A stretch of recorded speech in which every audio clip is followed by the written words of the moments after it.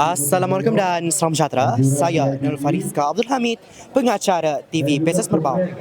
Hari ini berlangsungnya hari perasmian Arena SMK Merbau dan juga Hari Merentas Desa bagi tahun 2026. Jom sama-sama kita saksikan kemeriahan yang dibawakan pada kedua-dua aktiviti ini dan juga temu bual bersama para pelajar SMK Merbau pada hari ini. Baiklah, bersama saya sekarang YDP PIBG SMK Merbau, Dr. Mauri Steve Utap. Terima kasih Dr. yang sudi hadir ke SMK Merbau bagi merasmikan Arena Merbau pada hari ini. Baiklah, soalan saya ingin bertanya, apakah harapan YDP terhadap penggunaan Arena Merbau pada masa akan datang?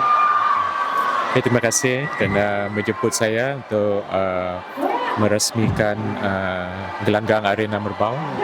Ini merupakan satu detik bersejarah bagi sekolah SMK Merbau, sekolah yang kita sayangi kerana dengan adanya Dewan Arena Merbau ni, dia akan menjadikan satu tempat untuk pelajar-pelajar berkumpul dan dapat digunakan untuk bermacam-macam acara di sekolah. Contohnya seperti hari ini, kita gunakan untuk merentas desa dan juga untuk acara gotong royong dan sebagainya. Jadi harapan saya selaku YDP PIBG, saya berharap pelajar-pelajar dapat memanfaatkan tempat ini, menggunakan tempat ini bukan saja untuk tempat berkumpul tetapi juga untuk beriadah, bersukan kerana ada gelanggang di situ. Gunakanlah kesempatan ini sebaik-baiknya lah. Jadi itu saja harapan daripada saya. Okey, terima kasih. Terima kasih Dr. Mauri.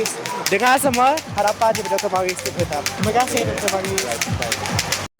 Okey, bersama saya sekarang Pengetua Chong Lingo. Hari ini kita nak tanya beberapa soalan, satu soalan sajalah begitu. Apakah manfaat yang dibawakan daripada pembinaan Arena Merbau ini? Okay, terima kasih.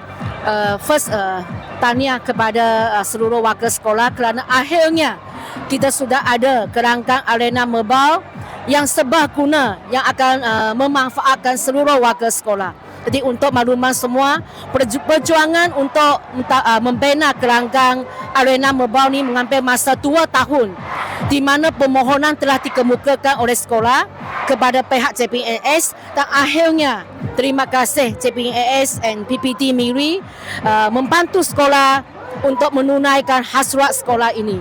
Jadi Arena Merbau ini akan menjadi satu tempat aktiviti co-curriculum, tempat untuk kumpulkan pelajar untuk sesi petang, semasa rokok petang dan banyak lagi program sekolah boleh diadakan di Arena Merbau ini. Saya rasa banyak isu kekangan tempat sekolah dapat diselesaikan dengan adanya Arena Merbau ini. Semoga Arena Merbau ini dapat memanfaatkan seluruh warga sekolah. So terima kasih kepada semua pihak yang membantu memperjuangkan Arena Merbau ini. Thank you very much. Terima kasih Pak Pengetua. Dan itu berakhirlah bagi majlis hari ini, iaitu peresmian Arena SMK Merbau dan juga Merentas Desa bagi tahun 2026. Diharapkan aktiviti Merentas Desa dapat dilaksanakan bagi masa hadapan untuk melahirkan generasi yang sehat. Saya Esther melaporkan untuk TV PSS.